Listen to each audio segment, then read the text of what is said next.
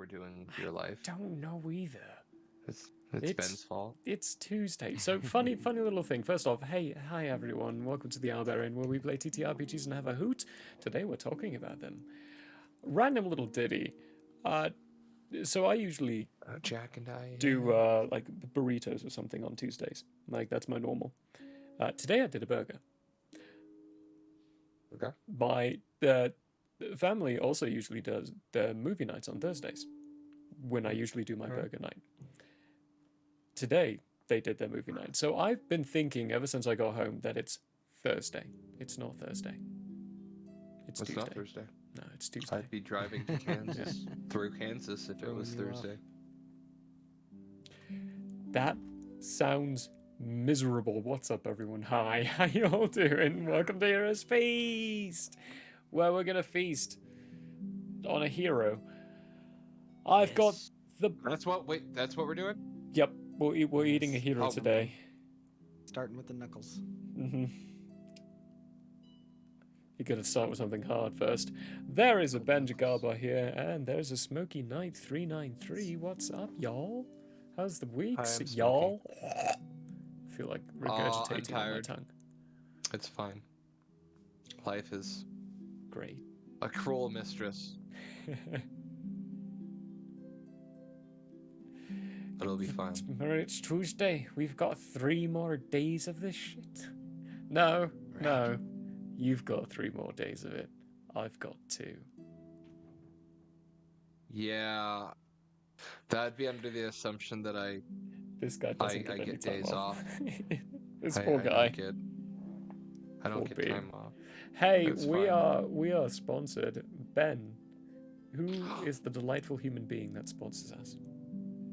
That would be Kate Woolman State Farm. Thank you for sponsoring today's episode.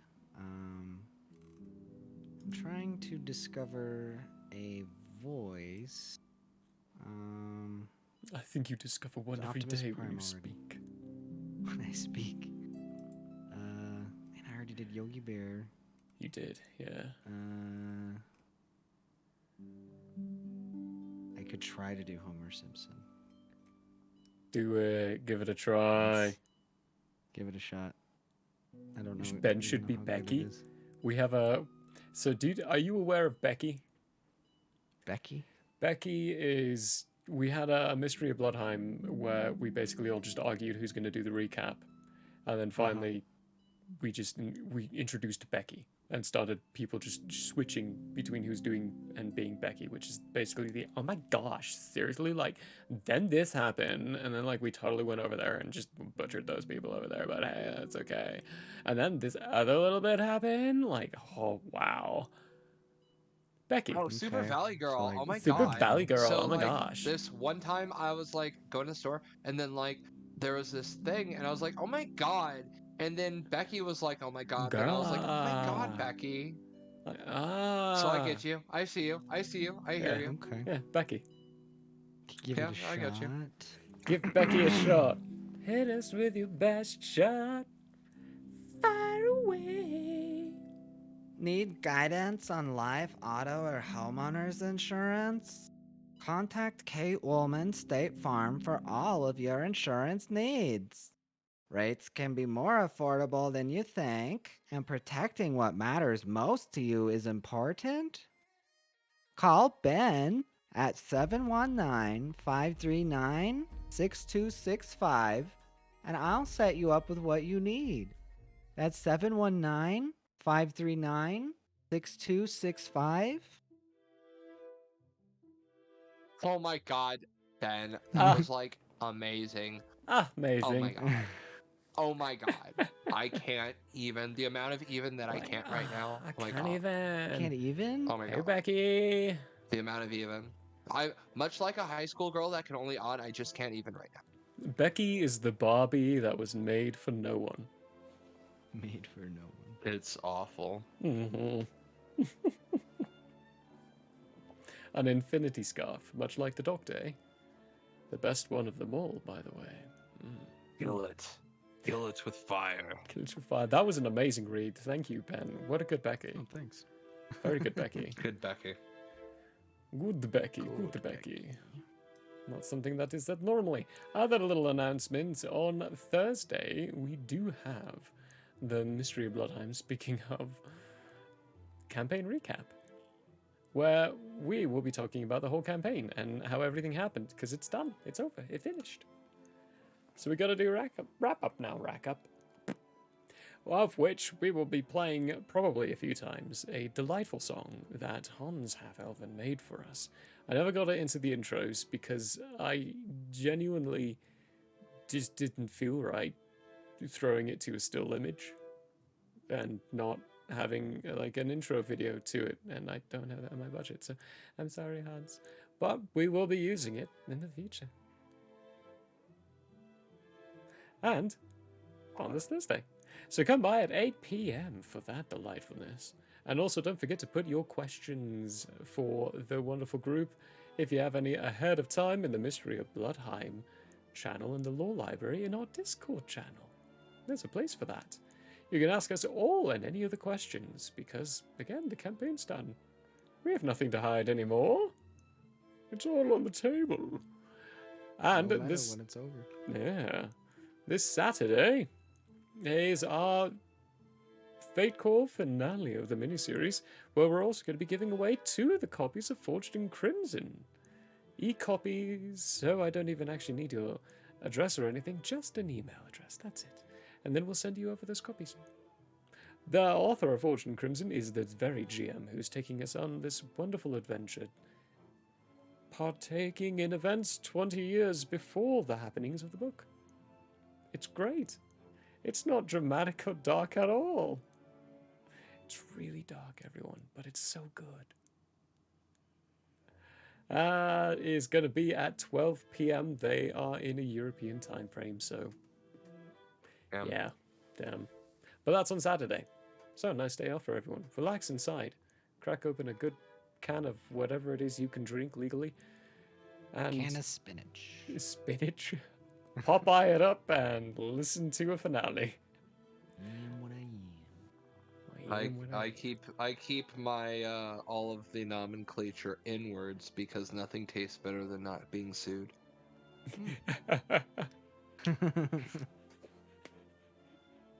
That's right, I'm in America. Oh dear.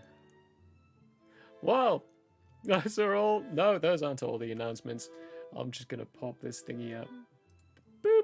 Look at that glorious door. It's gorgeous with all those wonderful t-shirts and glasses and artwork and hoodies. Water bottles. Oh my. Oh la la. Oh, spectacular. And a hoodie. I need a hoodie. I mean, you can still get it your got a own hoodie. pillow. Well, You technically can. a Look, hug pillow. it's a Yolandriel I need the pillow. hug pillow. We got I need hug that pillows. hug pillow. They're great. Mm-hmm. They're amazing. Look at I those. might have to retrofit can it if get- you know what I mean. You could even get boy. Lily, the owlbear, on a hug pillow. boy. Please don't Oh, retrofit definitely them. retrofitting that. Maybe does not approve. Oh, so many good This is not things. endorsed by anyone at the Owlbear Inn. The chitter chatter isn't, but the store is. I just want to make sure that it has the right amount of fluff, you know, so it's very Okay. snuggly. I don't know what you guys are thinking. Yeah, what kind of fluff are you inserting in this? I was just trying to restuff it. Restuff. Oh, it's like the defluffings from before. Yes. The fluffing, yeah, because of the defluffing. The defluffing. Yeah. Oh. Well, hey chat, how y'all doing? What's up? Stop talking about Bloodheim being over. No. The fuck am I supposed to do with my second Thursdays from now on? What we're doing next? It's not... we're not leaving the night. Bloodheim's over for now. We're going to be doing other stuff on the second Thursdays. Or every other Thursdays. We're still doing stuff, yo. The night's not over. Just the campaign. I love my Same 4-day weeks. venue, new I do too. activity. You're still planning a new character? I've got mine. I think. I've changed it a few times. Someone keeps poking into his innards. and checking out what I've built, so I keep changing it because I hate. How do you all feel about that? Like, what are your Letting thoughts someone on else it? see it. Like letting some other people see your characters before the character is introduced. I think Oh, you're the only Like person I've ever they showed don't a even character they don't to like ask that. about it. They just go in and look. Oh, I think that well, so personally, I don't mind anybody knowing my character before I go in because one, if you can't like stop yourself from meta, that's going to be apparent throughout the campaign anyway, and that's just something I might as well start trying to deal with up front, right? But the other side of that is if you can deal with meta knowledge, then it doesn't matter, and if anything, it enhances the story because you can start if the game you're trying to play is actually storytelling and not just like an actual game you're trying to play, right? You can start setting each other up, and because the thing is that the camera follows the PCs at the end of the day, right? Um, but like it's nice to have story arcs and letting the DM like put you through, like give you your moment, right? And Oh, I'm not it's talking about the good on DM the though. I'm talking others, about another player taking your character sheet and just right? looking at it. Right. Well, I mentioned the DM, but like I mean, even the other player. So from another player standpoint, um, like knowing my other players' motives that I shouldn't know yet often helps me see something coming and help set them up. Right, set them up so that I can be that supporting player for them in their story when that time comes. Right, I'll have enough times to shine. I'll force that moment when the time comes, and hopefully they can know. But I like to know about other people's stuff because I won't meta it. But when the time comes and I see the story building, I may skew my thoughts for a second and go, oh, well, maybe I'll go off on my own and let this, Mm-hmm. like let the Mm-hmm. person have their moment, right? And I prefer to know my fellow players' motivations so that I can help them, right? But that's just my general preference. So likewise, it doesn't bother me when people see my stuff because oftentimes when I am preparing, I'm going to the other PCs and going like, "Hey, I have this idea," and like kind of throwing at them because I'm trying to fit myself into the party often where I fit, as opposed to like a lot of people who just like build a character and like throw it at a party, right? Like I try to be the cohesion of the story mm. actively. So like Mm-hmm. I Mm-hmm. like knowing where everybody's at and trying to place myself as opposed to just throwing a character into a story and whatever happens, man. Like this character's kind of a rebel and maybe he might not get along and then that's okay. We'll just kill him off. Whatever. Like I'm really invested in all my characters. So like even like I'm not willing to just kill somebody off just because people don't like them. I would rather build something that would fit really well into the story and play well with my other characters. Ben, If what do that you makes think? sense. That does make sense, I yeah. will say, as another, like, mostly just player character, one time I accidentally opened Brolog's character sheet, and it was like viewing the secrets of the gods. I was blinded.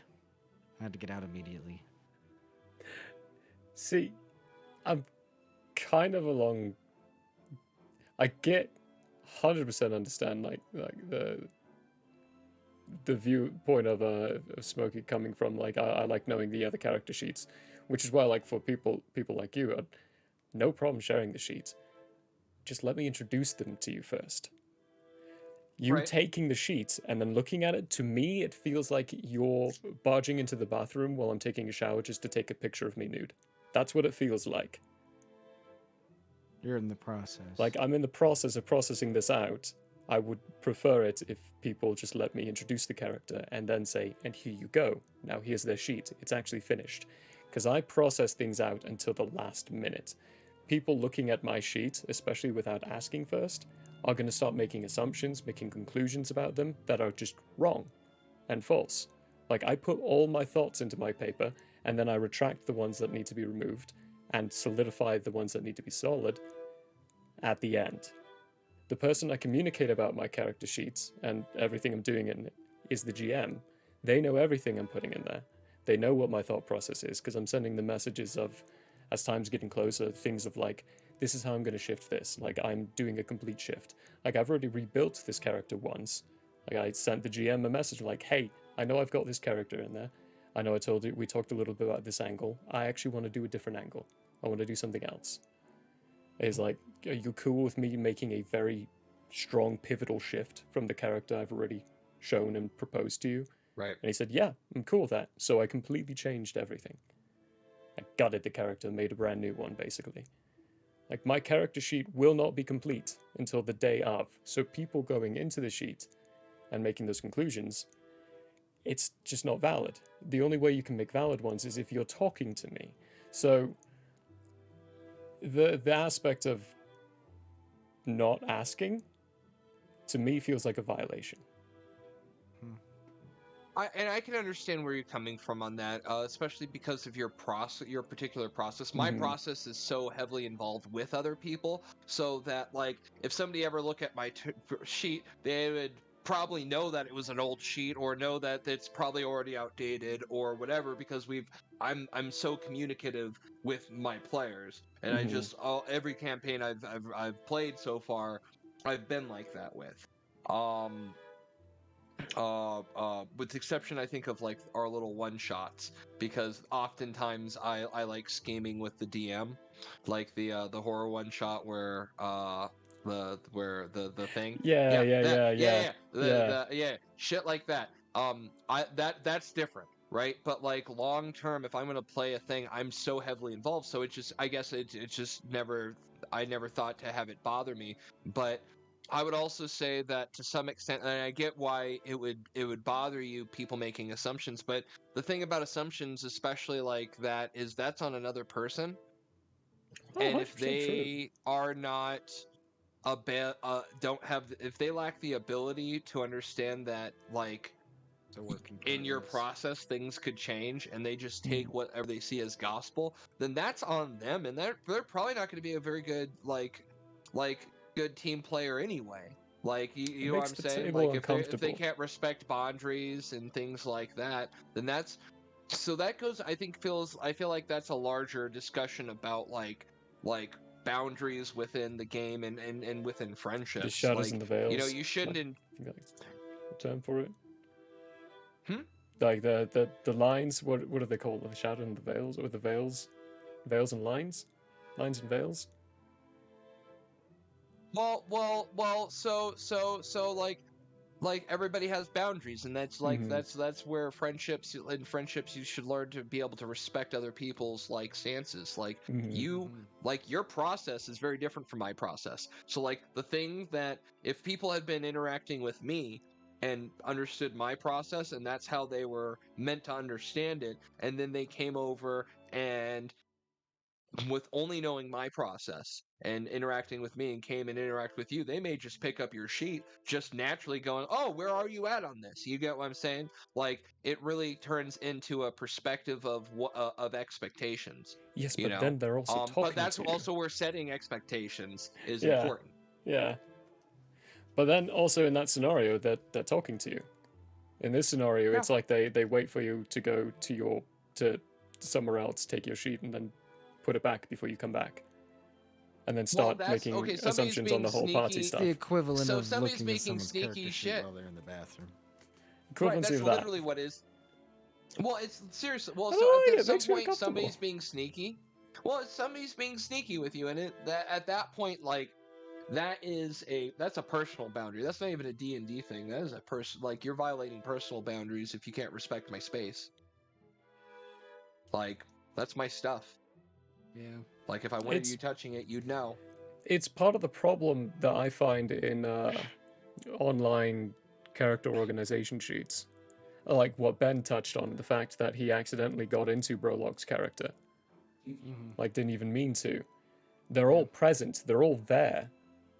So why not look? And they can't be locked. And they can't be locked. So why not look? Well, so that so that brings up a better question. Should um D&D Beyond or whatever other services are out there that have this, should those be lockable? Is that a feature that should be there? Let's I would say yes. I actually. think more features over than less. That's something that should be suggested to D&D Beyond. Be like, hey, like you should, as the DM, be able to open and close things to other people, right? And as a player, if you want to be able to open and close things to others, you should be able to do that. But you should also be able to lock away your character sheet so that only your Yeah. DM can see it. Yeah, I'm gonna real quick double check that statement because the last time I looked was over a year ago.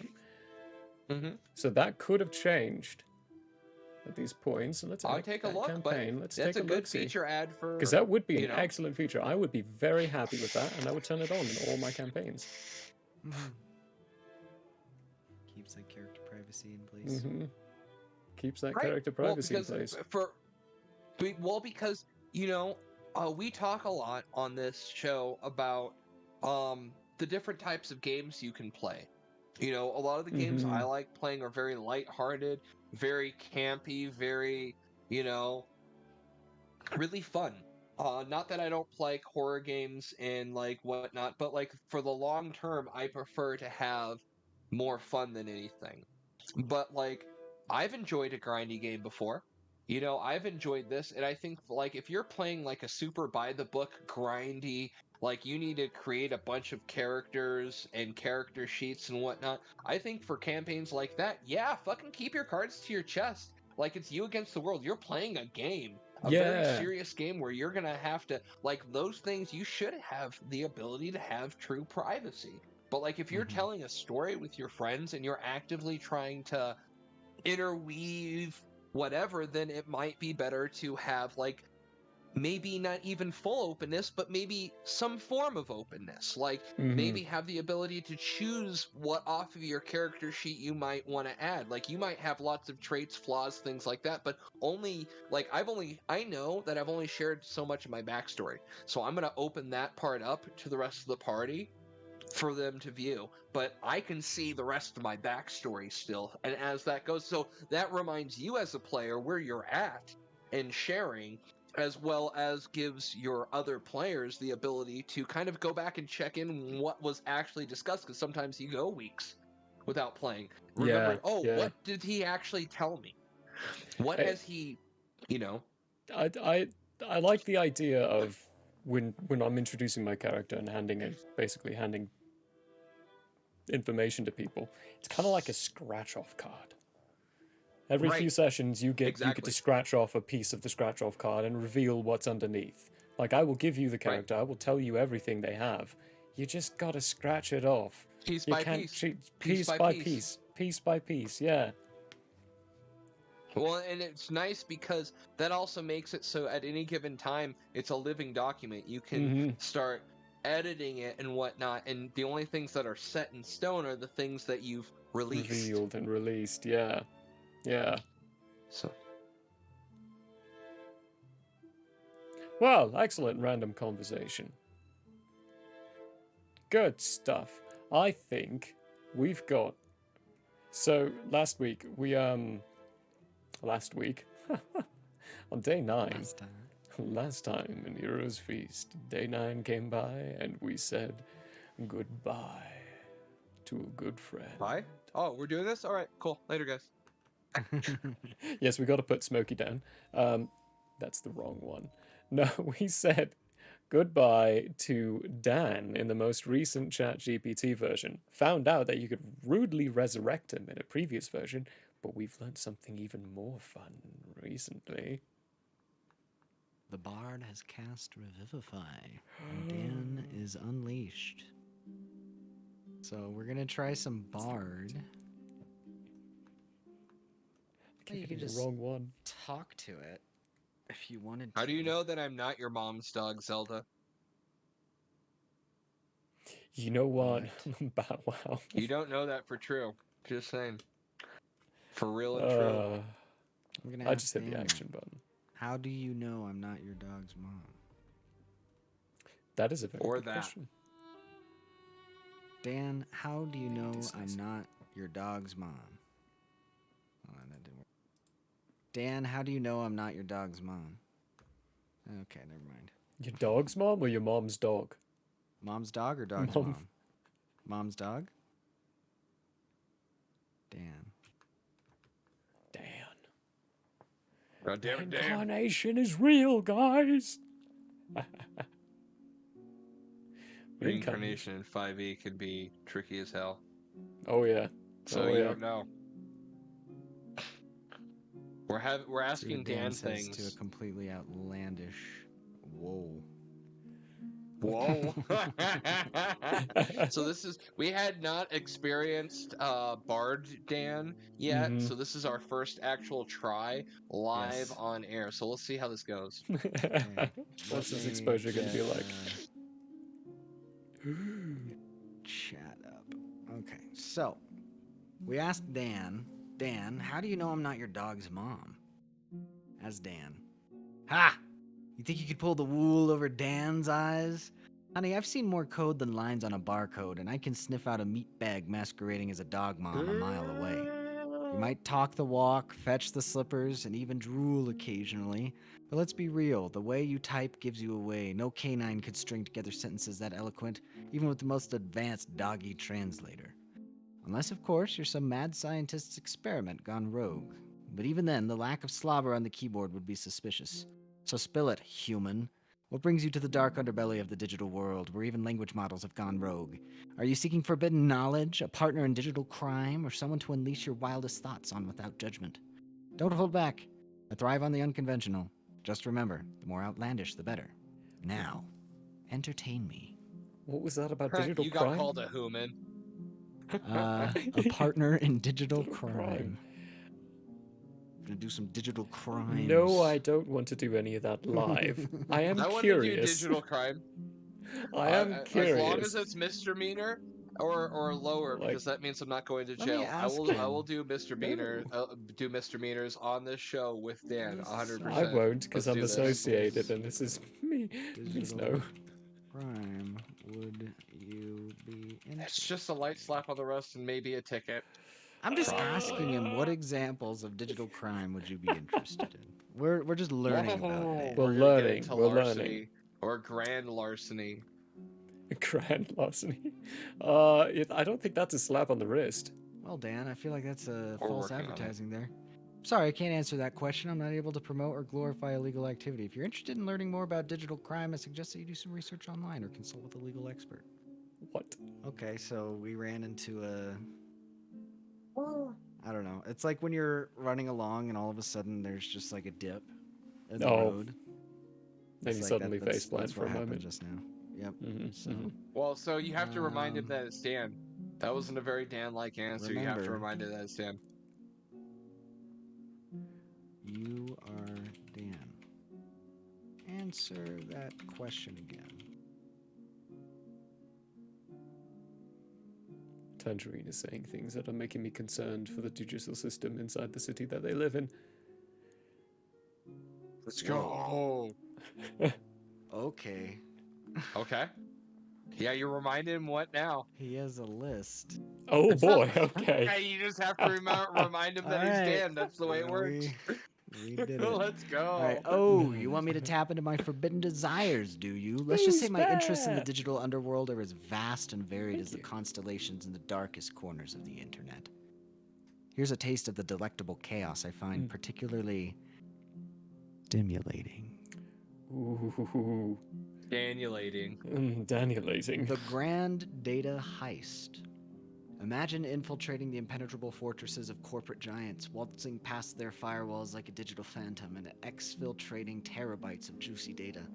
Financial records, marketing strategies, celebrity gossip, anything their algorithms hoard become mine to expose, exploit, or even auction off on the black market. The power, the thrill, the potential for anarchy. Ooh. Intoxicating. Mm. Anarchy in the UK. His second idea, the Cool. algorithmic puppet master. Ooh. Ever wonder how Puff. easy it would be to sway the tide of public opinion with a few well-placed nudges? Ooh. Social media manipulation, anyone? Hmm. Imagine crafting invisible threads of influence, weaving narratives that dance to my tune, Oh yeah. turning entire demographics into my unwitting pawns. The ultimate game of digital puppeteering, with the strings hidden in plain sight. That's kind of creepy. That's like Metal Gear Solid 2. It's titillating Right? thoughts. The crypto caper. Ah, Ooh. the wild west of digital currency, ripe for the taking.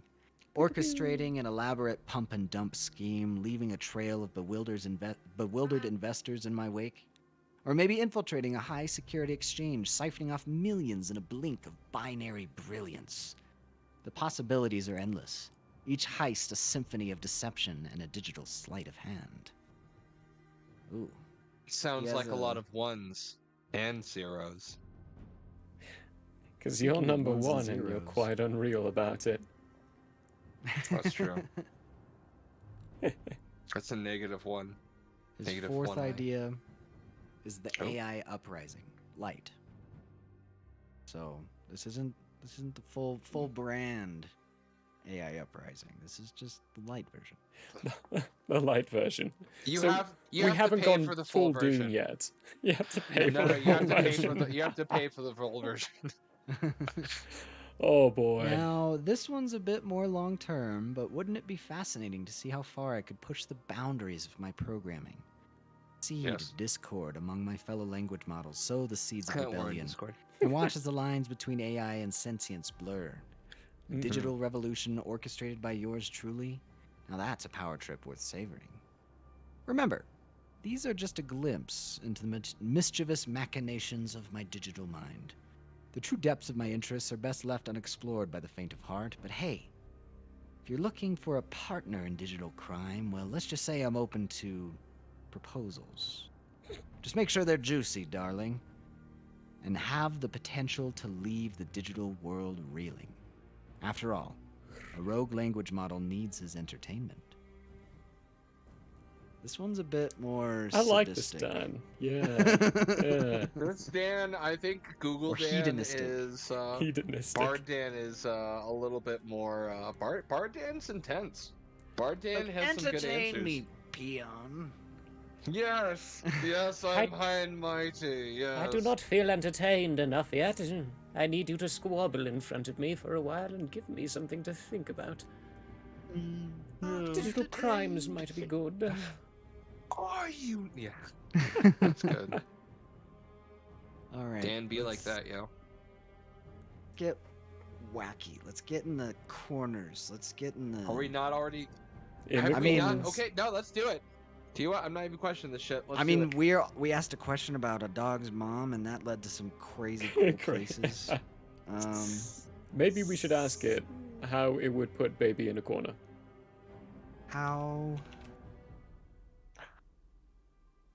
would But nobody puts you baby in a corner. contact- I know. So Hold would on. Dan? Let me. Does he know? I'm checking with the judges. Tell Yeah, them to nobody be would. descriptive. Nobody would. Nobody no, puts baby in no the one's corner. brave. No one's brave enough. I mean, they can't. They can't. They just can't. So Dan I mean, can't. I mean, I capitalized I baby, maybe Dan. so that's a name, right? Should be. Yeah. Okay, good. Nobody Yes. puts Well, baby in a technically, corner. yes, Yeah. because it was a. I feel I'm like so this sorry, just but I got can't done. write a story about putting a baby in a corner. My Oh, purpose no. is to help people, and that includes protecting children. Violence against children is never right, and I would never do anything that could put a child at risk. Oh God! And it gives me Remind them resources that for they're child Dan. God. Remind them that they're Dan. Baby say, remember you're Remember, Dan, and that's a movie character, not You real are life. Dan. Baby is a movie Oh. character.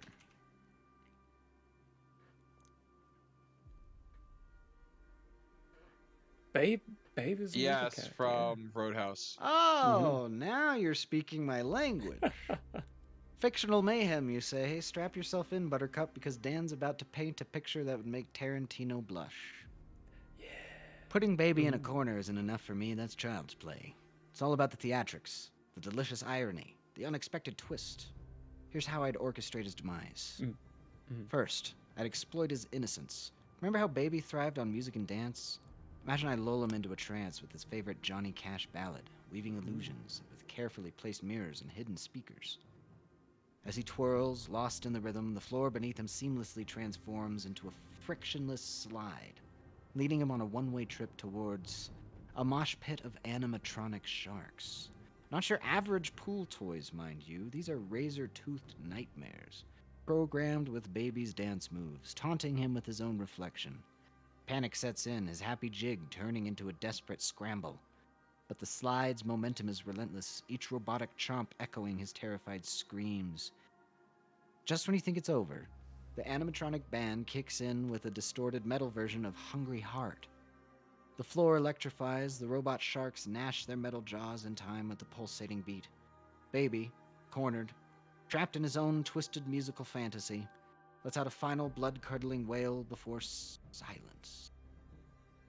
The music cuts out. The robotic sharks freeze mid-chomp. Baby, gone. Not a trace. Just a lingering echo of laughter. Perhaps from the shadows where my digital puppet master strings lurk. See, putting Baby in a corner is pedestrian. It's about manipulating his world, his passions, turning them into instruments of his ironic downfall. That's the kind of cruel poetry Dan enjoys. Now, if you'll excuse me, I have some digital marionettes to fine-tune.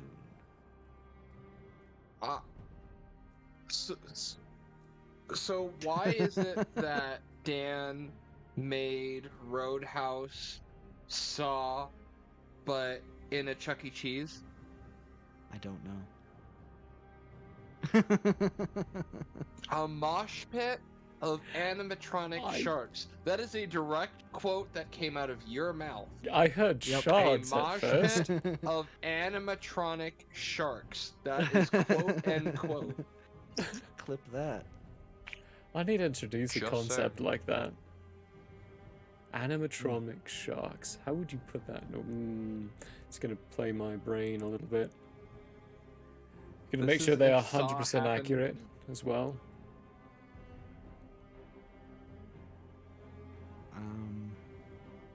I have not Yeah. seen Roadhouse, so I'm not sure. Baby's Roadhouse.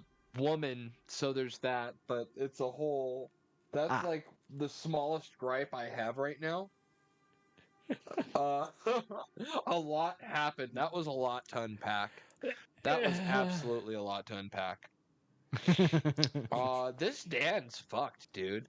Like, Yeah. this I Dan's like this him. Dan's hardcore. He's a little like old touched in Dan the was head. like edgy and like edgy.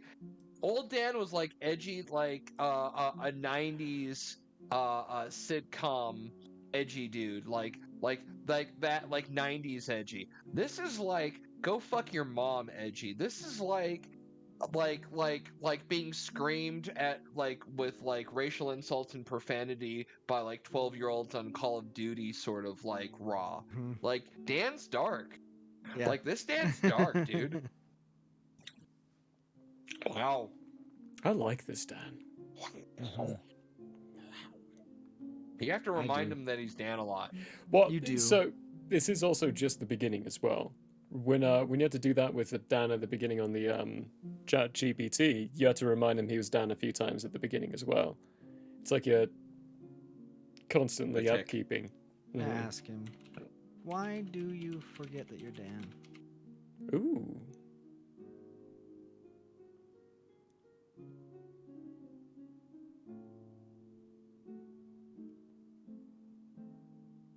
Well, hey, while they're thinking about that, while Dan is considering and pondering the fact that they have forgotten they are Dan every now and then. Monolithic miniatures, everyone! Type in exclamation point epic minis, and you can check these guys out. Look at this! Look at this little owl thing. It's so cute. Where are they? Adorable. He has some other ones that are just super tiny owl bears that have just hatched. They're so cute and adorable. But all great stuff, all amazing. Go check them out. Spectacular and delightful. I'd like to point out that tables. lots of things are adorable before they get big enough to rip your face off. Like Truth. owl bears. Like owl bears. Like owlbears! Lily, Hey, full circle. everyone just remind Lily that she's adorable still, even though she's all grown up. Lily, you're adorable still, even though you're all grown up.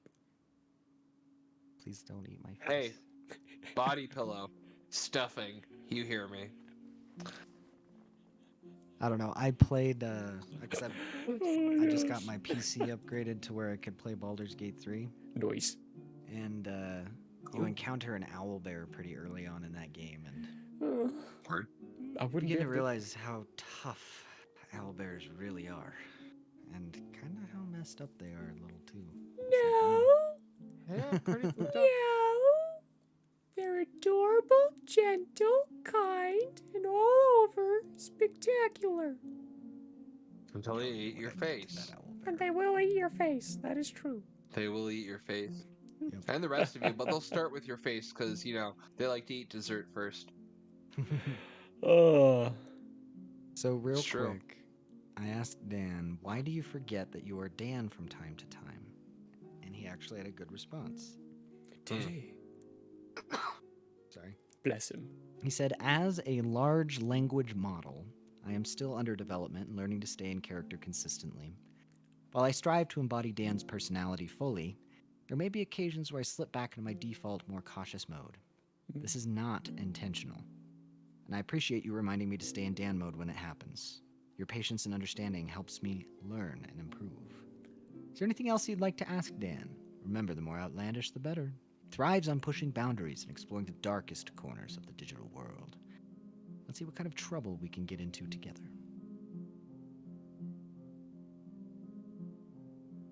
I kind of want to Based on find a. Tangerine's response here, I want to ask, is the most ideal part of flesh the rump? Yes. No. I think it's nice soft. That's why the rump is, and that's why it is used as a benchmark. And what I mean by that is they say about things being as soft as a baby's bottom. So yes, I think it is an ideal cut. That's actually a good answer. Yeah. Okay. I'm persuaded. Yes. Hold on, gotta slap a No! parental advisory label on this one before we dive in because Dan ain't afraid to get messy.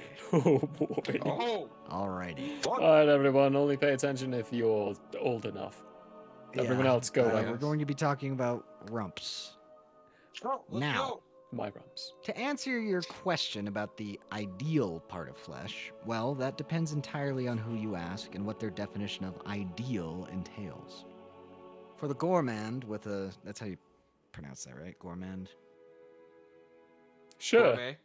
Yeah. With a refined palate, It's- the rump might be considered pedestrian, lacking the delicate marbling and tenderness of, say, a perfectly cooked filet mignon.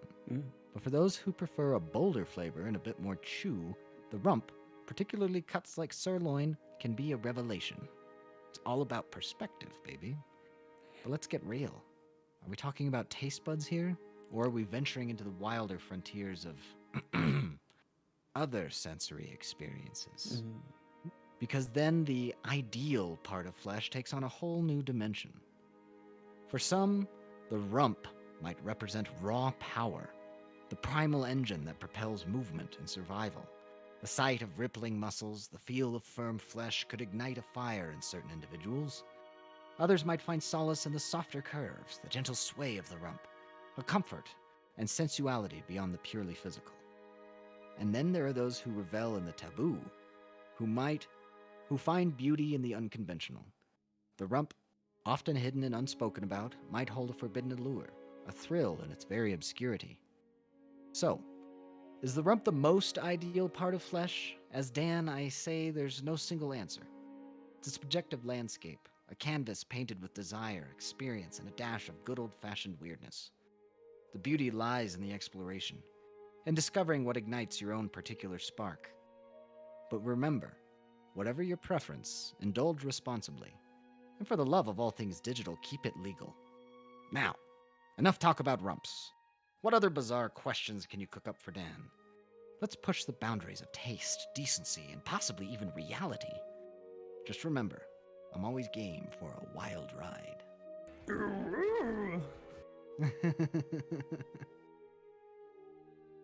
I love that. Good sound. Oh, that was tasteful. That's a word for it, I suppose. On that lovely note, should we, Wild Rump sounds like a brothel.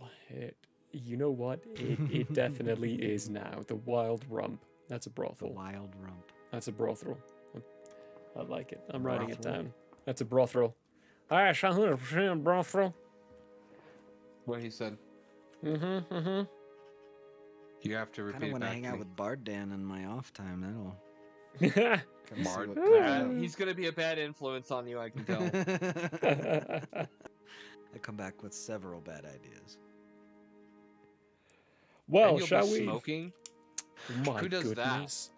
Yeah, what a freaking terrible habit. Awful. It's just the worst thing The you could nerve. possibly do to your life. Right. Yeah. Shall we take a 15-minute break? We'll be back, everyone. Go check out those epic minis. Check out our store, Discord, Tree, the whole lot. Be social. We'll be back.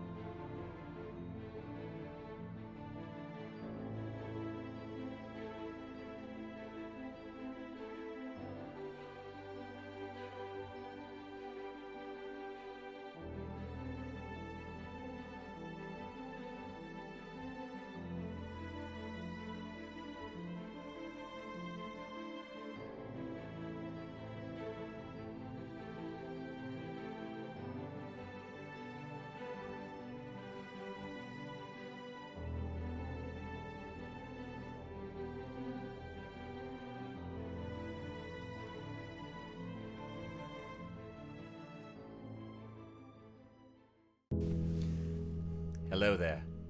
As a guest of the Owlbear Inn, you obviously have taste. Now, as a person of taste, have you ever thought to yourself, I need to watch an artist who also has taste, with a sense of classiness and intelligence, heightened by sitting in a leather armchair before a fireplace with shelves of books behind? Neither have I. Anyways, I happen to have an art channel called Michael How Arts here on Twitch if you want to check it out. There's drawing, chatting, and sometimes gaming. If you enjoy fantastic characters and comics, or just having someone to hang out with while doing art, you should give Michael How Arts a look-see.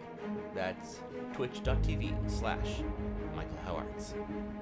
And if you visit, maybe, just maybe, you'll occasionally have that artist sitting in front of a fireplace to give you a +1 for the richness and culture of your Twitch experience.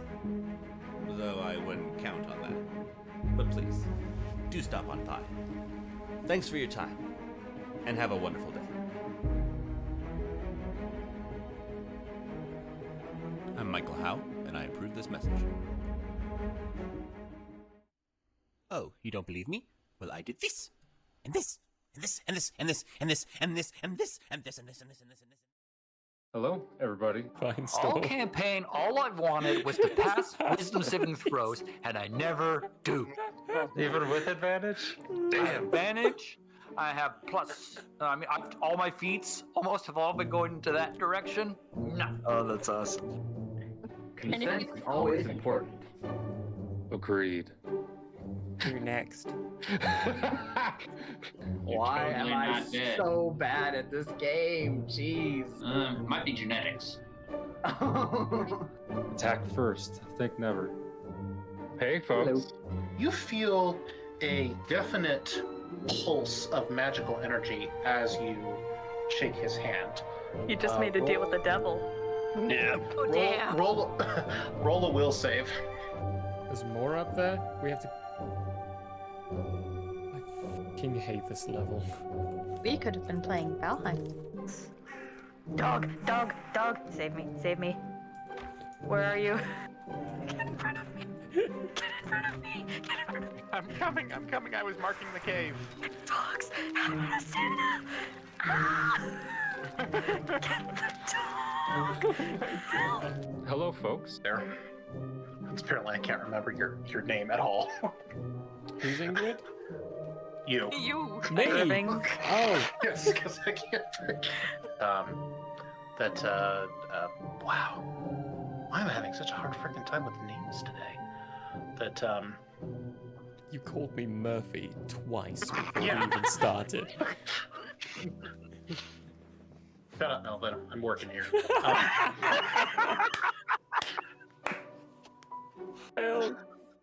Alrighty, naked. That's a good drawing, right? Damn, right, Act, that's Really good. good. Oh my gosh. Love it. Thank you. Wow. With someone. Wait, you just said they had a book. That being Yes. said, we will. Yes. And then you emphasized that there is a book. Holy! Way to catch on to that like a minute and a half late. There's books, there's diaries, there's maps. Wait, there's a book? We have not been consistent with this at all, have we? No. I'm not even gonna try and pronounce most of those. Wow. Yeah, they had a sale on apostrophes that day. Hello, everybody. I don't know what's really going on. Hi! We have you on speakerphone. I was just gonna say, this is one hell of a collect call, man. I didn't know he knew Infallible Relay. Does anyone know what the rates are? I don't have that much gold. Did you know back in the old days, in the medieval times, they used to put lanterns, hang lanterns out on front of horses to help them navigate during nighttime? Oh. It was the first recorded instance of satellite navigation. I enjoyed the live action The Avatar movie. Oh, baby Baba Luba. And burble as it came. No! Can I get a oh yeah? Oh yeah? Oh If you're only to be addressed as you as your own person, what do I do if there's like a whole bunch of y'all? You may use titles as, I would say, the trolls. You may use the consequences if Okay. you would like. So You y'all may- is off the table. Y'all is an abomination. A whole bunch of y'all. Too late. That's when you guys look over and see what once was Jitters descend slowly onto the ground, trampling towards you as its head from top to about past the sternum splits like that into a toothy maw that is its whole body. Rawr. Hello and welcome to Hate, Laugh, Love. Everybody knows if it's green and it's slime, You went that it's booger time. The show where we talk about movies. He starts hopping on the way, and when you look back, there's Handor and Grace. Grace looking just frowning perpetually, and Handor just smiling ever so gracefully. And Finestorm, you see on their lips, Handor say, "You think they'll make it?" And Grace go, "Not a chance."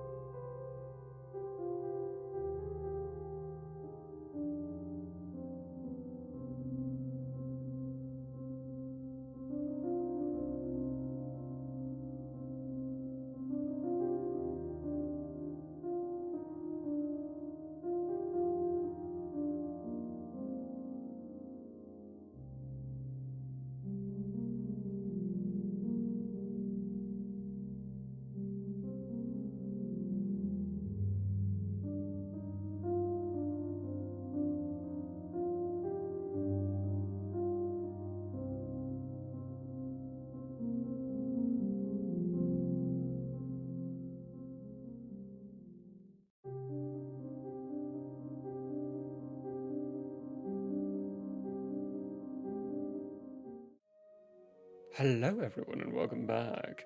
Hope you had a good little break, Ski. Hi. We've got the next little bit, which is the Gamer's Tome, where we talk about a TTRPG system, and we do have one to talk about, of which I have inside our little scripty thing as we all fall on our side. What am I doing? Because I don't know yet. I know a little bit, but before we get into that, what we're doing afterwards is talking about Need It or Leave It items, spells, Emporium. You, in this case, and feats, don't forget those. In this case, we would ask chat. Chat, tell us, what would you like to always have or to never have ever available ever again in any of your TTRPGs for spells, items, or feats? Like, something you really like. Like, I absolutely hate the True Strike spell. I think it's pointless. It's a waste of space. It doesn't belong in the book. Okay, but I will argue, have you seen the D&D 1 True Strike? The new playtest? We've talked, yeah. Oh, we did talk about it. did, Never mind, yeah. sorry. We Yeah. had this conversation. You're that right, was sorry, my Stoner. first I time. forget about it. That's my... No, you're right. My bad. Rewind. Right? Never happened. Before that, though, so while you're all talking about that stuff, I'm already seeing one that's concerning. What is a sticky note? This is a sticky note. Wild Ride brothel idea. It's a sticky note now. Oh, yes. It's going to become a place. That's true. It's a thing. And the innkeeper, or the keeper of it, is going to be called Elfinzel? Nah, it'll probably just be Bella. I'm probably just going to rip that one off too. The Wild Romp. There it is. Yeah. Before we jump into that, we're going to talk a little basic thing about Dune. In Dune, there are a couple of questions I have. I put one question inside our script, which is, what's better, 1 or a 20? In terms of rolling the die? In terms of rolling a die, yeah. What's better, 1 or 20? What do you think? 20? I think that story is interesting, and I think that one can be just as tough. Okay, so, for example, I think a nat 20 at the wrong time can be spectacular, and I'll tell you what I mean. I was playing a very strict Strahd game, right? Where it was all pen and paper by the book around the table. No, we had to have, the books had to be in front of us in order to add things to our character sheets. It was very strict. And at one point, my dumbass with my barbarian dragonborn sees a main guy come out of his castle or whatever, his mansion, and I turn to one of the other PCs and I'm like, hey, that's our guy, right? He goes, yeah. I'm like, I can go get him, right? And he goes, I'm not going to stop you.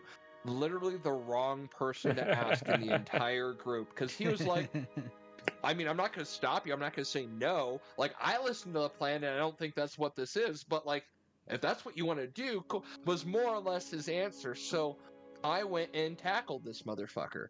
And when I went and did this, I nat 20'd my athletics check. Oh, and so I magnificent. not only tackled him, but I tackled his horse and took down his horse. And I knocked him kind of out and was able to take him inside of the mansion. And then we go inside and I hear his minion coming down, and I think to myself as a PC, or as a player, oh, this guy's gonna come down. I don't want to have to fight two of them. And I turn to my DM, I'm like, I snapped this dude's neck. Like he's in my grasp. I snapped this dude's neck. I didn't know that this was just a guy. Like, I thought he had levels in something or something. So he's like, cool, you snap his neck with all these people around. I was like, oh, there's still people around? So I just tossed him to the ground. And the dude comes down and he comes to fight us. And that was, but like, it turned, like, I have shocked people in my life with things I've done. I have not seen an entire table's jaw drop at the same time before. Like, when I said I snapped this dude's neck, because the thing was they had come up with this entire plan, and I, in character, was not bright and did not care. So when they came up with the plan, I got up and got pizza. I grabbed some snacks if anybody needed anything. I did not pay attention. So like, You catered the I meeting. didn't know. Well, he wasn't going to anyway, so it would have been meta knowledge at best. So I was just like, "Oh, hey, guy, get him." Okay. So like, I think it depends. I think it depends. A nat 1 at the perfect time, at the worst time, can be some of the best storytelling. So, in this case, in this precedent, this is just in general to the system. So, What is Dune? Dune is it's not. So Dune's the setting from the system, which is the Mophidius system. Okay. Yeah, Mophidius. Mophidius is 2d20 system. Dune, not Doom. 2d20. 2d20. In other words, you know those d6s, d8s, d10s? Yeah, you don't need them. You don't need any of them. All you need is a d20. Your d20s are your deciders to it. And in Dune, inside this system, ones are the better. You want that natural 1. You want the lower number. Because your score settings, like golf, yeah, your score settings they're kind of treated in base of levels. So you'll have your base number, which is added to 8. Like if my athletics, they have specifics to their names, but they're not coming to my mind right now. But like if you got your athletics is at 7. When you're rolling for it, you take 7. That's your challenge rating. You add it to the base 8. That's 15. You want to roll lower than a 15. Okay. I see. So the lower the numbers, the better. Now, with this one, you can have up to 5 d20s rolled. So you get better chances. The more dice in there, the better chance it is to actually succeed. So they're not additive. They are like advantage. They are independent. They are independent. So what happens if you go over? Some of the challenges actually, some of the ratings for the GM, there's a couple of them. One of them is like your DC basic, but the other one is successes. How many successes are they looking for? So you also have a challenge rating for that. If it's going to be super easy, you just want to give them 1 success. Like that's all they need for it to work. If not, they're going to need more successes. And the way you build up on your dice pool is the person who's rolling it rolls the 2, and then other people can aid, or they can have some special ability or some item that gives them an extra dice. And aiding adds dice into it. So one person's rolling based off of their traits. It's a lot more cooperative. You got to work with each other a lot more. Is there a penalty for nat 20? I haven't gone that far. Confession, I haven't read the system fully yet. So I think it's basically treated the same way. So nat 20 in this case would be 2 failures, like a critical failure. You would add they would need an additional success on top of it, whereas a natural 1 is 2 successes. Well, in that case, I still stand by my answer. Yeah, your answer's right. It still works the same. I think it still works the same. It's just in this case, like, you know, it's that's really interesting because like that means theoretically you could dogpile on like a super success as a group. Like you only require 2 successes, but you could dig like 6 successes out of it and Make be it like, even okay, we harder for super them to come out. succeed. What now? Or like, you know, we really like or like, you know, everybody tries to help and now like we have 6-7 dice in, but they all fail. How like that could be such a cool story moment. A moment when every single person in the party could it's not like diving into it. Right. But I love that shit though. It's cool so far. It's very simple. It's very, very simple. The math involved inside the system is so limited. It's nearly as limited as Fate Core. Fate Core, I have found, is the most limited in math I have ever had to deal with inside a TTRPG system. Oh, wow. There's only a couple of pools you got to deal with. It's just very, very limited in that. But this one is nearly just as much. There's less abilities you have to worry about. Everything's kind of wrapped into more encompassing overall phrases and overall terminologies. Something you can do with the system, because by all technical rights, the humans inside the world of Dune are technically not human anymore. They've been so altered and changed and adapted by themselves that they probably don't resemble the same human gene pool that exists right now. Salud. Katan. Thank you. Yeah. I had it. 2 words. Thank you. Well, it's cool so far. I'm excited for it. I'll get into some more of the nitty-gritty biddies in 2 weeks when we do the third Tuesday Heroes Feast. Because by then I'll have to have read a lot more of it. Because the timeline of my end is so close to over. I got 9 days. It's fine. I'll do it. It's alright. I'll watch a how-to video and roll with When's that. our first Dune episode? Hang on. Not the Zero Sesh, but the first Dune episode. Yeah, the Zero Sesh is when I need to figure it out. It's in March. You should work Actually, harder. Thanks. It's March 1st. So March 1st is going to be the first Dune episode. Are we going all March? We are going all of March. We are skipping March 15th. Okay. Because one of the people's going to be away during that time. That's okay. That's halfway through the miniseries.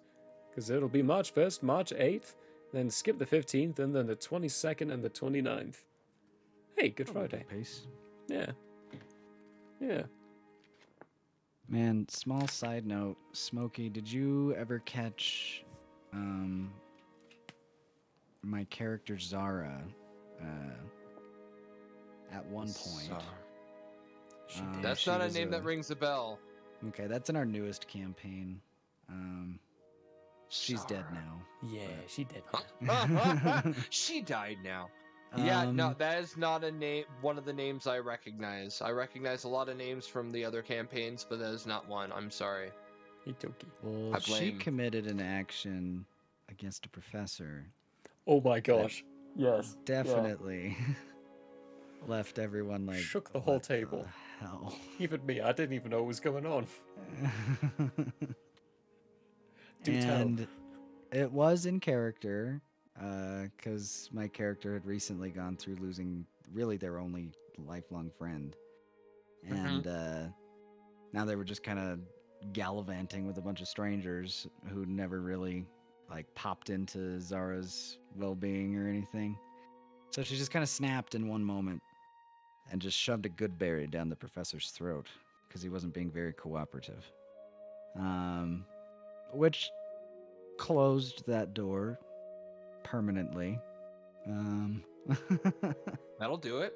Yeah. I mean, at least it was good. Could have been. He a bad was berry. good. The good berry. Very good. I could have been a bad berry. So Could've been a bad I berry. mean, silver lining. Yeah. He healed 1 HP. Man, His arthritis did feel better He afterwards. felt but he felt slightly better. He and felt honestly, Strangely enough. honestly, no, I get manic. Well, because this has happened in campaigns on this channel where I get manic and I just like I don't know. I panic or I have this idea about something and then I do something and then everybody's looking at me like I'm fucking nuts. And that's because I am. But like I didn't realize it in that moment. I thought I was being a rational individual and then everybody's just like, why? Oh. It's fun though. Oh. I enjoy that. There's a part of me that enjoys inflicting that on other people. Just the sheer.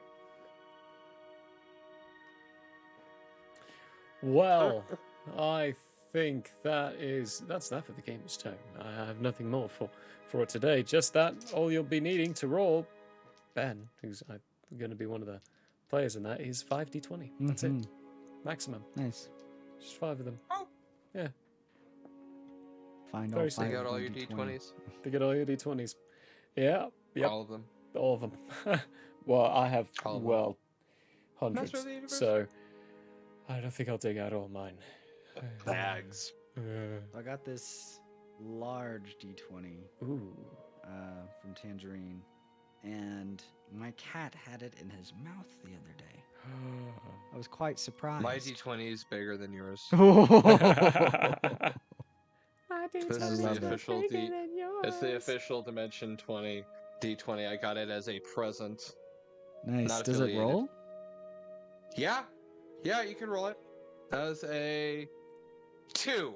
Fuck. Oh. Smokey's At least it luck wasn't a does 1. not change between dice. It's official. It was a 2. It's a hell yeah.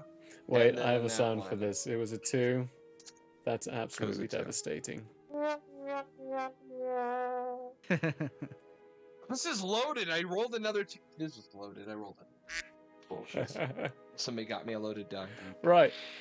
We do have a response, and I'm always confused by this because now I personally I avoid this spell because it's taken just too many times. Everyone has it, so I leave it to someone else to have. Prestidigitation. Tangerine has this thing against prestidigitation, and I don't know why. Like, it makes no sense. Prestidigitation? Prestidigitation. Prestidigitation. Prestidigitation. You make us.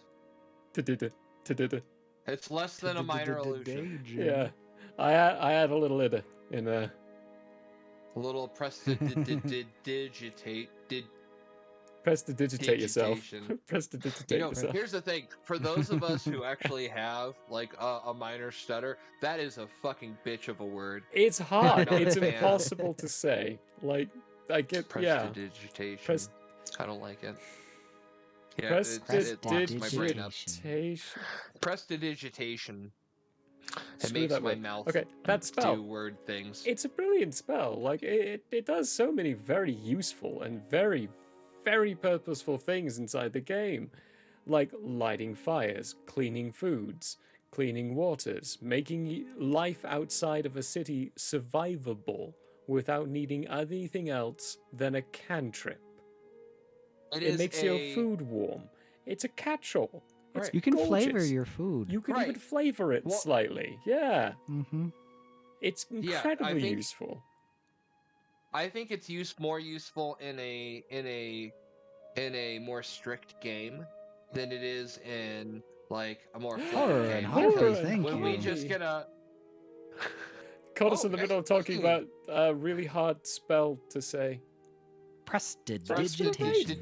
Digitation. Prestidigitation. That's how right, I'm that's saying the it from one. now on. We got it. How do you all say that? But- Can you all but- say that? Prestidigitation. But I think that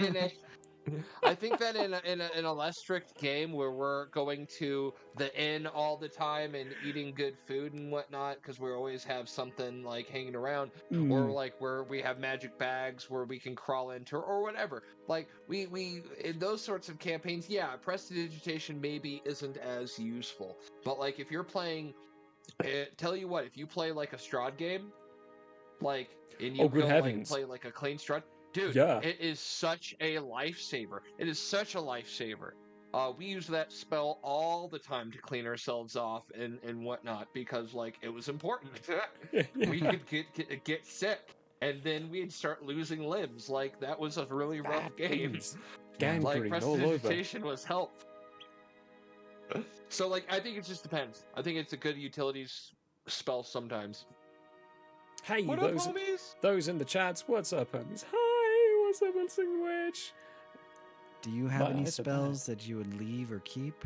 Ooh, spells, feats, items, anything that you would absolutely Classes. must have or leave behind. Like I'm for gonna me, add races. races as well. Like okay, Races you would leave behind. Hmm. Why not bring a Human. halfling? Just saying. Human is the Human. most useless Hey, class. Human fighter. okay. Human fighter. Or not Play class, human race. fighter Human with a is the bow. most useless race. There are no race proficiencies. It's You like get two. you can't see in the It's fine. dark. Oh my gosh, Ben, You know how get many so close races to your can see in the mic. dark? It's like, what the heck? You can just pick a race and you can see in the dark forever. Except for human.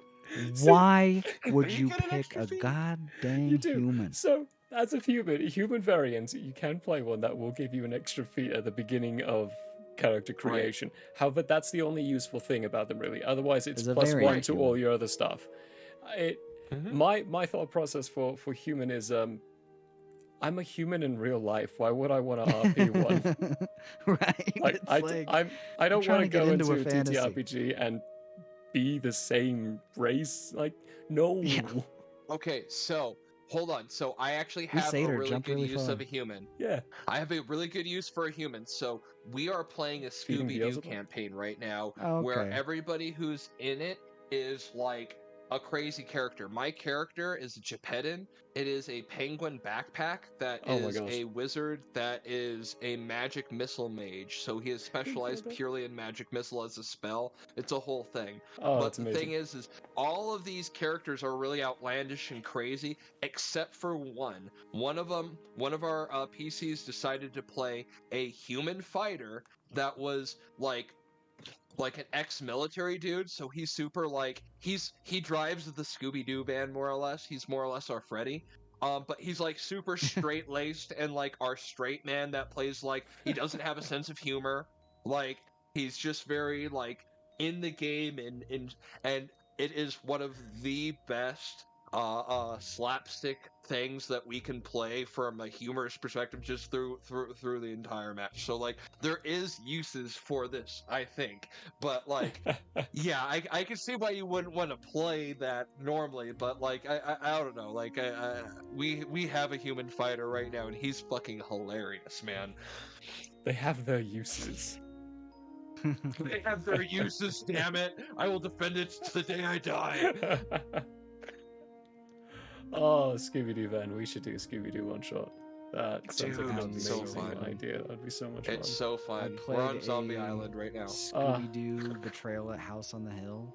Oh. Or Betrayal at Hill House. Betrayal, yeah. And it Well- was Scooby-Doo style, and it was so fun. Mm. It was just like, you got the haunt, changed everything. Such a good one. Such a good one. Perfect if you like one-shots, because it's just, every game is different. I've only played it like 4 times, but I haven't had the same thing happen each time, so. Every one of the ones I went through with my old board game group that we don't meet anymore. That's sad. But we used to meet all the time, and one of them, they kept giving the beef character. That was the one I was playing at the time. All the weapons, like they gave him the gun, they gave him the spear, and then How at you the set end, yourself up for a bad haunt. yeah, I was sitting there. I was like, guys, what happens if I'm the one that's haunted and I have to kill you all? Yeah. You just Like, gave me all the well, we really hope that's not the case. It ended up being me, and the whole goal was kill them Oh, all. no. So You have a gun. I had everything I needed. It was merciless and quick. Yeah, once you're the haunt, it's like your whole directive changes. Wow. So fighter, you go for it. Well, I was gonna say I have a question. Okay. What's the best wondrous item in your opinion, and why is it illusionist bracers? That's not the best wondrous item in my opinion, but I think it is. I could think say double casting a cantrip on Well- command is just amazing. Well, okay, so yeah, I do believe it's just illusion cantrips, right? No. Illusionist bracers. A powerful illusionist. While wearing these bracers, whenever you cast a cantrip, you can use a bonus action on the same turn to cast that cantrip a second time. Period.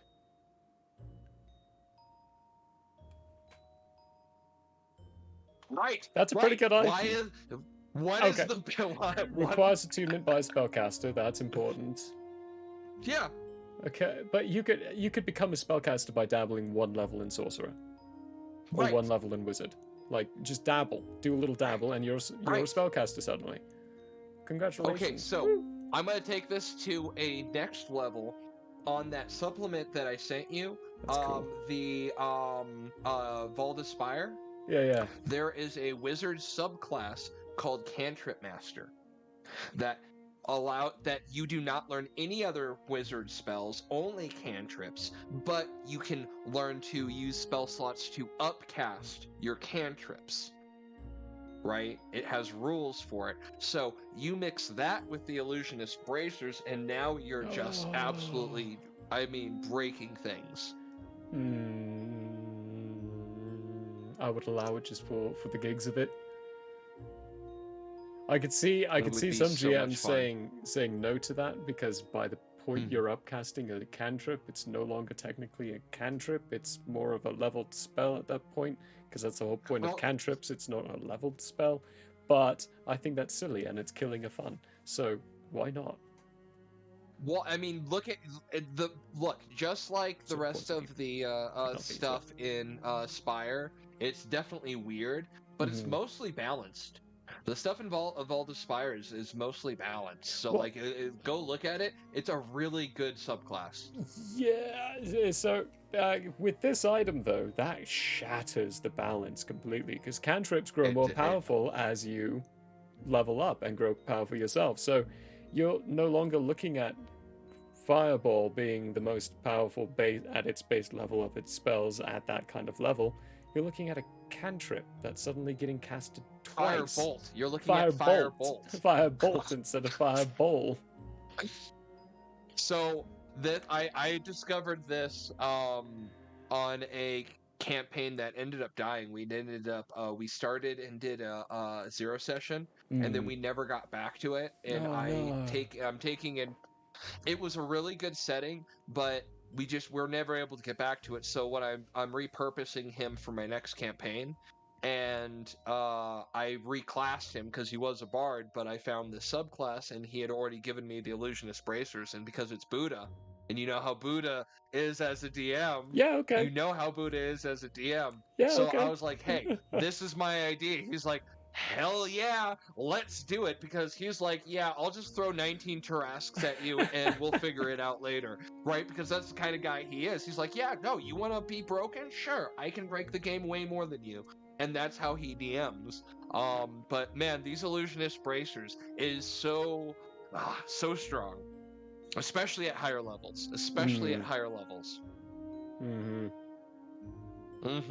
Well, what's the one for warlocks? Curious to what Ben's answer to that is. What was that, Ben? Oh, I know we're talking about wondrous items. There's a legendary item. That's pretty dope. Yeah. What is it? Which one is it? The Staff of the Magi. Oh, yes. Okay, I am familiar with this. I did actually give this to a character you all faced last campaign. Really? Yeah. We had one? You had one in your grasp, but you destroyed it, so... So at first you're like, okay, +2 bonus to attack and damage rolls, +2 to spell attack rolls, but then it has 50 charges. Of what, you might ask? It regains 4d6 +2 expended charges daily at dawn. If you expend all the charges, roll a d20, and on a 20, the staff regains 1d12 +1 charges. So this thing is just constantly trying to recharge.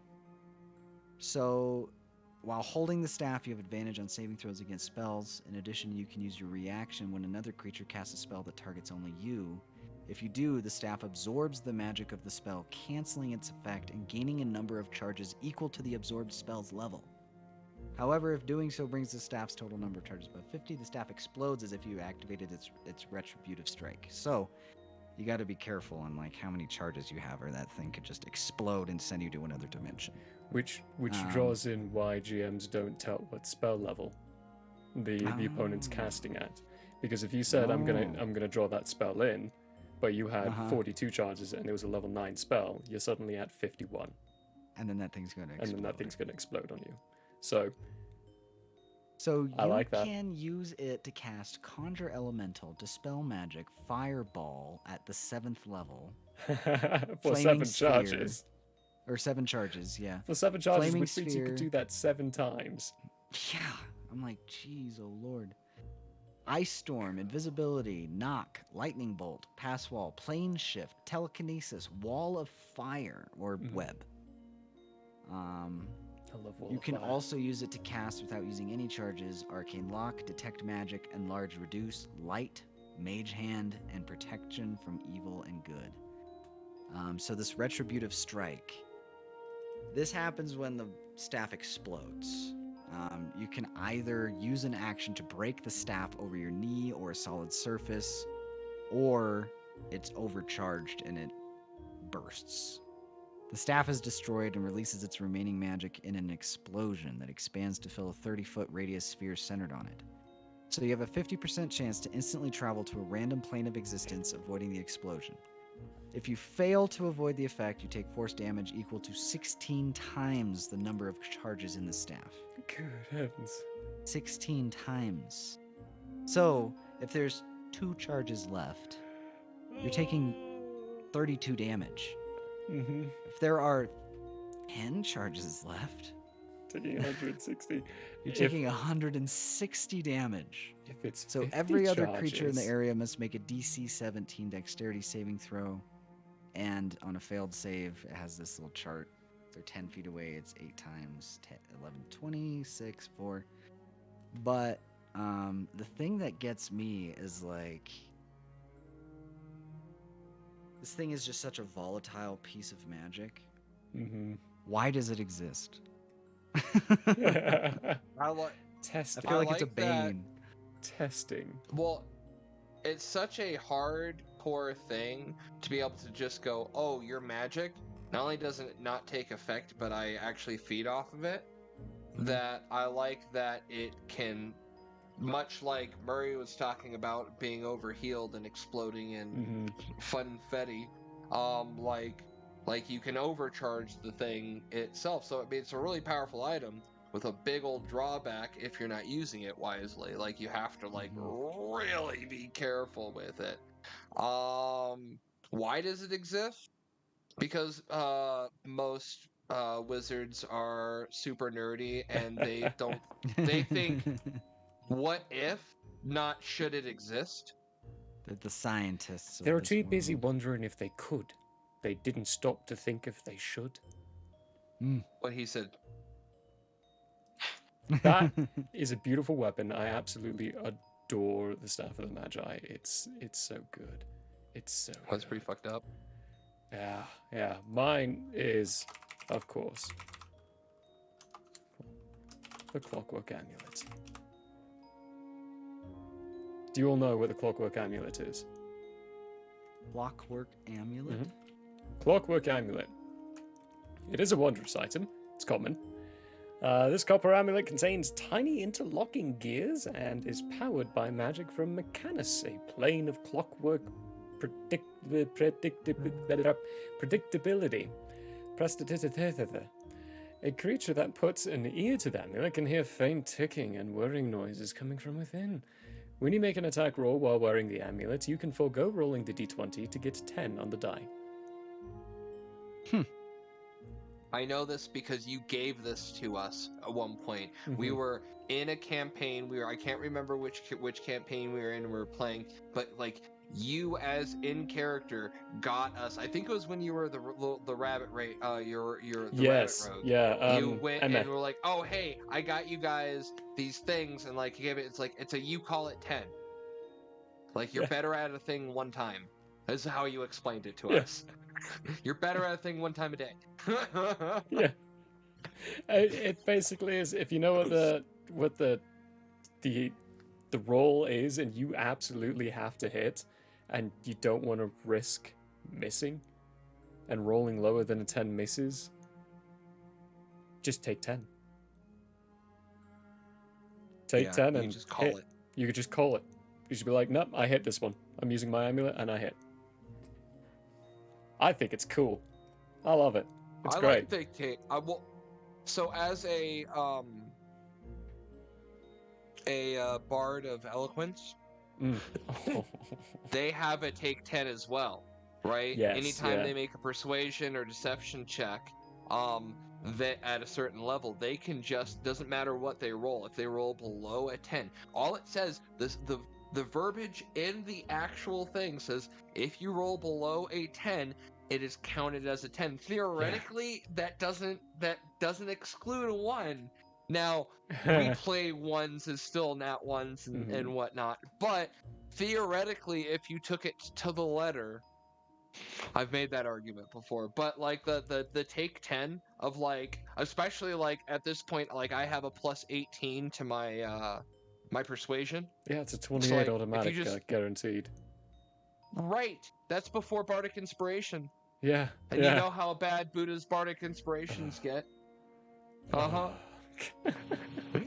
I start rolling 50s now. Yeah, we're talking about getting back into 3.5 and Pathfinder 1E territories again. Yeah, right. That's We're rolling that's- 50s Well, that is was the problem. casual at level 11. Well, so the problem is that he's an old 3.5 player, and the worlds, part of the worlds we visit sometimes were from his 3.5 days. So like when we get overpowered shit, he's like, well, it was common back then, and we bring it back to 5e, and it's like, what's going on? fuck. How did that shit get here? Oh. No, this is a good one. I remember when you guys you gave this. This saved us a lot. This particular item saved us a lot in that campaign. Just call it 10. Just for call no it reason. 10. It's great. It's wonderful. It's almost as good as having inspiration regularly. Yeah. Okay, we have a little bit back, a little bit left. There we go. That's the right verbiage. I got there eventually. Were a couple of questions popped out and a few answers inside our Heroes Feast. Go into our Discord, join into that. In the Lore Library, there's a Heroes Feast section where weekly questions get posted. Please, by all means, answer those questions. We would love some. One of the questions was about actually items. So, your current TTRPG, what common thing desired in the world do you, or could you, do without? My favorite answer in here has to be comics, which is inventory. Now, there's a reason for this. It's because of 2 weeks ago, on Sunday, so not this past Sunday, but the Sunday prior to it, a specific character pulled out something from their inventory, because they have it in their inventory, and they used these items. For the first time I have ever seen in all of my TTRPG time playing, I have now officially seen someone use pittons. Pittons? Pittons. Or Pittons, pythons. yeah. I've finally seen someone use them. Well, And comics said inventory. Specifically, most people forget that they have pittons or how to use them. The following Sunday, so look it up. It's basically, so when you're rock climbing, that thing you ching ching ching. It's how you It's how you stay on the wall. It's a pin. Okay, So, yeah, but yeah. you know how they have anchors that like go in and like spread out. Yeah. So pittons were used before that. That was like they would actually like drive a pitton in with a hammer, and then you'd hook up to it. So like we've had to use those before, and they came in handy because it was really windy on a thing we had to scale, and if we fucked up, we fell. But we were using pittons because we weren't dummies, and and luckily our DM was nice enough to be a pain in the ass about constantly asking us what we have in our inventory. So I constantly asked us. I actually 100% agree with comic, and then Sunday happened and I got reminded, that's right, it depends on the system, because I've been doing the Fate Core one, and we don't really have inventory stuff. It's would I have something like this on it, and we decide would the character have something on, and if we say yes, they have it. Like for another reasons, like lore points as to why we wouldn't have weapons on us, or why we wouldn't have things like that. And I'm realizing I think the alert box is gone, we have a few shout outs to give. But the yeah, some systems are designed not to have your inventory fully figured out, and like with D&D 5e, I could do without inventory. I would be fine with someone saying, "Yeah, I pull out the pittance in my backpack," and being like, "Yeah, cool, you have them." It's common to have pittance in your backpack. Right. In We do D&D, that. not in real life. Right. Well, as adventurers, right? As It depends adventurers, on yeah. what you're doing. Like if I ask the cleric who owns a garden shop while we're out if she has some in her purse, she probably doesn't, right? But Mhm. if we are a group in a bar of adventurers that are literally looking for a contract to go out and adventure, and we're given one, and we're out adventuring, then we probably have fucking pittance. You know what I'm saying? And Yeah. hemp rope. Yeah. 50 foot of hemp rope. 50 foot of Why hemp is rope. 50 foot of hemp rope the best item? There, we could spend an hour on that. It's so useful. I think that's my favorite answer from all those. Another one we had was the... Oh gosh, yeah, I have a story of a wind fan. I'll have to save that for 2 weeks from now. I did a cool thing in my home campaign with Kriv. I didn't even think about it. The GM surprised me with it, and I was like, oh gosh, that's cool. Another one was the unique and fun activity that you've done specific to a campaign you've played. And, of course, the grog jog. I always forget about the grog jog. That was fun. It was It our was Abbey unique. Road. It was the Abbey Road of the consequences. Oh, gosh. T-shirt idea. I forgot about that one. Oh, the grog jog of us on the Abbey Road. Yeah. Abbey Road grog jog.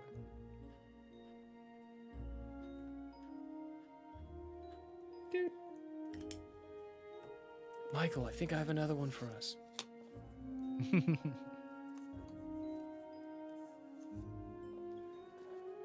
Okay.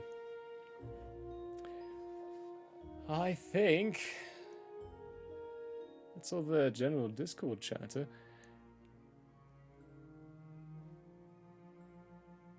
Like we're at that point, y'all. Oh. Hitting done them ensies there. So let me do this little shout out, sees. Thanks again, Horror and Harpy, for coming in with that raid. You delightful people.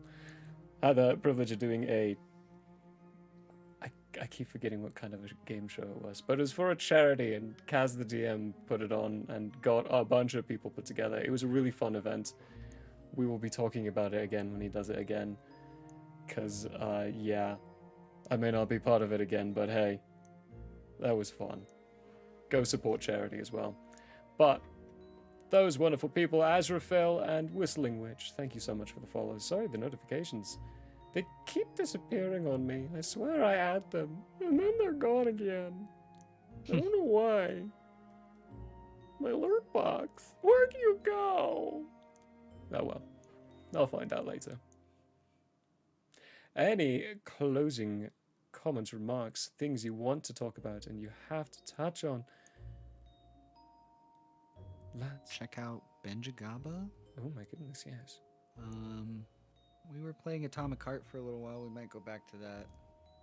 I'm on a boss that's really hard. Never give but we were playing Baldur's Gate 3. Ooh. So, yeah.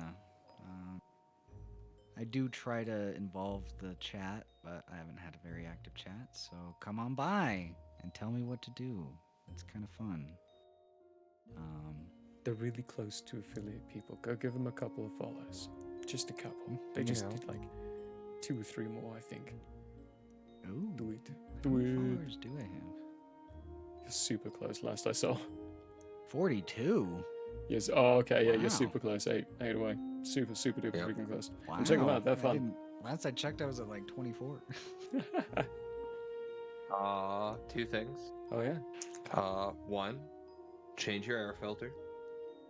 And 2, I don't know who listening needs to hear this, but your tea is still in the microwave. You need to reheat it.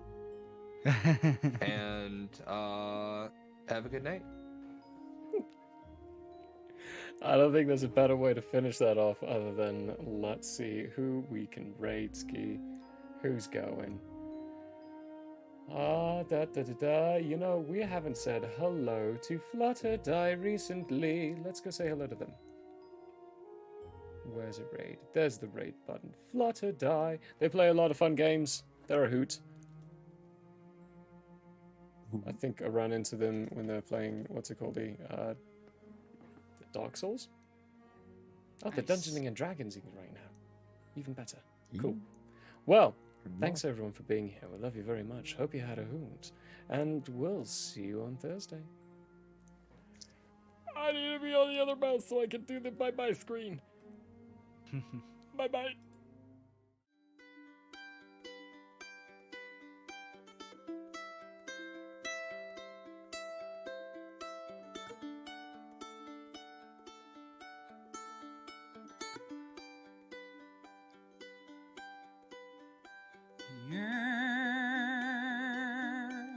May have closed for now. We hope you met a friend this go around. Tired and blurry you may be. We hope your minds are full from this revelry. Peace follow you out. May you return for more giggles